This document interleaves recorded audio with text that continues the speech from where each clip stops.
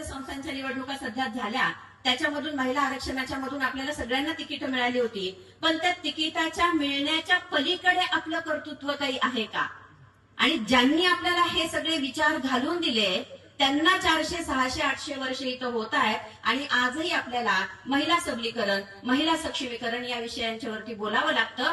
म्हणून जेव्हा आपण त्यांना पुण्यश्लोक अहिल्याबाई होळकर असं म्हणतो आणि त्यांच्या कार्याची जेव्हा सगळी गणना आपल्या समोर इतिहासाच्या माध्यमातून केली जाते, तेव्हाच खऱ्या अर्थाने त्यांचं मोठेपण की कुठल्याही पद्धतीचा लिंग, कुठल्याही पद्धतीचा भेद आणि कुठल्याच पद्धतीचे सो कॉल्ड जे काही धर्माचे पगडे आपल्यावरती आहेत त्या सगळ्यांना जुगारून पहिल्यांदा क्रांतिकारी विचार करणाऱ्या म्हणून आपल्याला त्यांच्याकडे बघावं लागेल.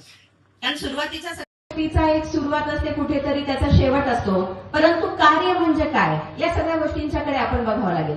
पर्यायानं आज दोन्हीही समूह माझ्या समोर जास्त संख्येने दिसत आहेत, चांगली गोष्ट आहे. कारण बऱ्याच वेळेला अशा सगळ्या कार्यक्रमांना म्हणावी तितकी उपस्थिती कुठल्या तरी एका बाजूची कमी असते आणि म्हणून मग मी पहिल्यांदा तुमचं सगळ्यांचं एकदा त्यांची आरती केली, एकदा त्यांचं गुणगान आपण गाऊ लागलो की मग आपण त्यांच्यासारखे होऊ शकत नसतो.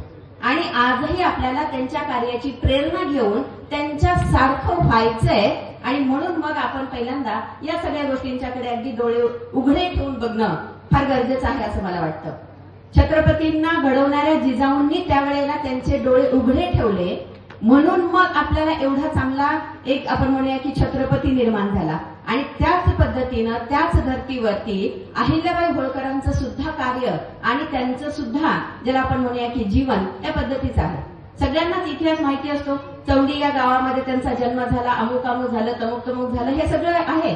परंतु त्यांच्या सासऱ्यांनी त्यांच्या मधली चुणूक ओळखली आणि त्यांना आपली सून करून घेतलं आणि हे उभे आहोत त्या पद्धतीने आपण उभे राहू शकलो असतो का?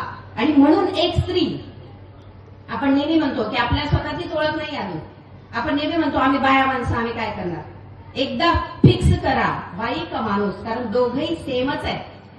बाई माणूस म्हणून घेतल्यामुळे सगळा गोंधळ आहे आणि आपल्याशी आता ठरवायचंय की मी बाई म्हणून असणार होत्या कार्यक्रमामध्ये. मी मागं बघतीये सरपंच बाईचं नाव आहे, सरपंच बाई काही येणार, एक माणूस येऊन बसला होता माझ्या बाजूला, पुरुष.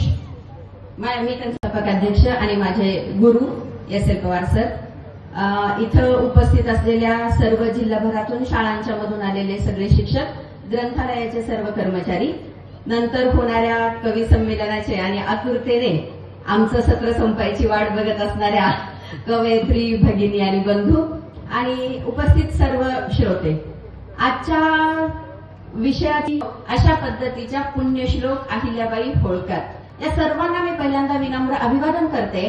आणि माझा जो आजचा व्याख्यानाचा विषय आहे की अहिल्याबाई होळकर जीवन आणि कार्य,